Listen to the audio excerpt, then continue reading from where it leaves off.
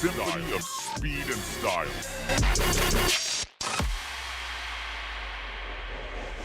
If it's written in the stars. Fellow friends of TOPSPEED, we are back from the break. The journey continues, March S, the Grenadier Road Show. Let's see for ourselves. If it's written in the stars. So again, it all fits in with the design philosophy of the vehicle. It must be in the terrain and habitat like this. This is what it's been designed for, without having the worries of mechanical failures and electrical issues and things like that. So it's really been a lot of thought that was put into this vehicle. The components that was used, why is it used? It all adds up to the philosophy and the vision of why this vehicle was designed. Essentially, I guess, trying to get the best of all types of vehicles and all worlds into one. So we are currently at about roughly 1,500 RPM, just cruising along. Transmission selects right gear as and when required. Okay. And I can even go slower without having any problems. There we are, cruising at around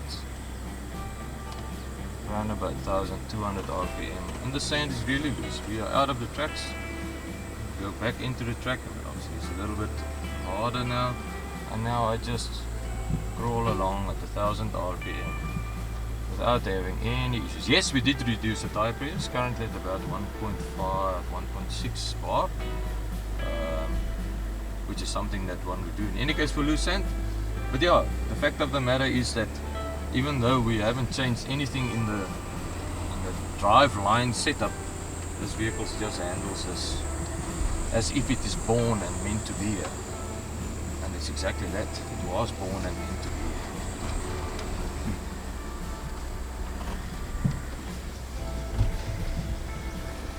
And again, that suspension, which absorbs all the bumps and the humps in the road, makes it for a very, very comfortable drive.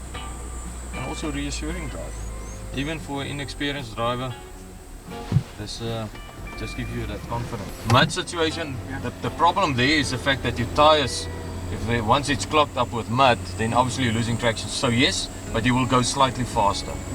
Because the wheels will slip. It won't grip into the sand as easily as it does here, although it doesn't grip easy.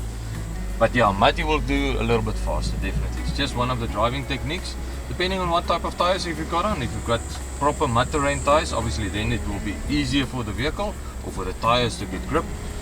Currently, this specific vehicle, which is a Trailmaster, is fitted with BF Goodrich, the KO2 all-terrain tires on 17-inch steel rims.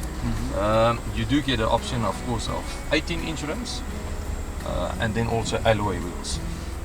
Talking about the Trailmaster, essentially I've got three different, let's call it, model ranges that you can select from. The one is a base model, which will, the underbuild of the car is the same. The chassis, the body, the engine, the transmission, the driveline of all the models are exactly the same. It's just comfort levels and features in the vehicle that will differ. So the base model, obviously your entry model, and then you get a Field Master. And the Field Master will have a bit more luxury, leather, safari windows or sunroof, which by the way you can remove. So a little bit more comfort levels, and it will have alloy wheels. And then we have the Trailmaster. The Trailmaster is really the one that you buy off of the showroom floor and you go into the bush and all your accessories is there. So the Trailmaster will have standard in it 17-inch steel wheels on BF Goodrich tires. It will have a raised air intake. It will have a dual battery system, which is fitted under the rear seats, a ladder on the rear roof, utility rails on the side, and it's really a really rugged vehicle. And additionally to that also is the front and the rear differential locks that will come standard with a Trailmaster. But the thing about the Grenadier is that you configure the vehicle according to your needs. So you don't walk into a showroom floor and say, I want that specific model. You need to specify and build your vehicle based on your needs. So it's not only a matter of what type of rims and what color of vehicle. Do you want a whole list of accessories? Do you want a raised air intake, a ladder, a roof rack, a winch, full leather seats or cloth seats?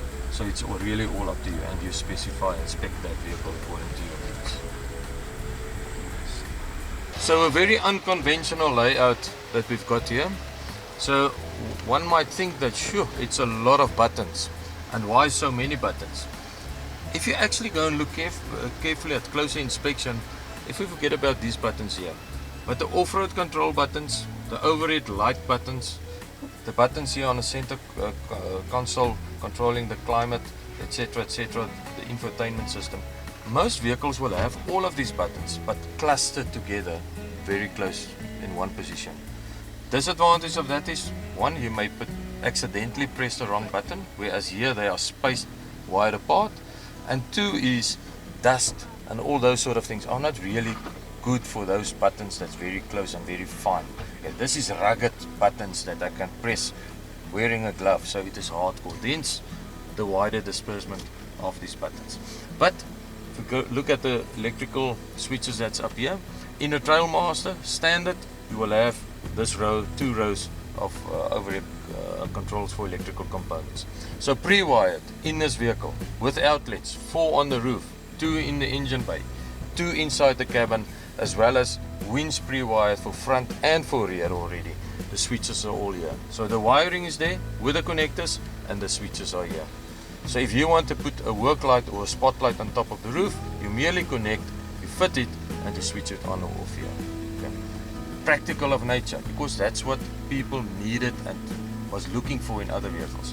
So I don't have to buy this vehicle, take it to somebody who's going to drill holes in my vehicle, lay a wire, connect it, and then it's wrong connection and it drains my battery. I don't have those hassles. It's factory fitted. Okay. It's built for purpose. That's why the things are laid out the way they are. And trust me, after spending half a day in this vehicle, I will know exactly there's my front diff lock, there's my rear diff lock, without even having to look there. Okay.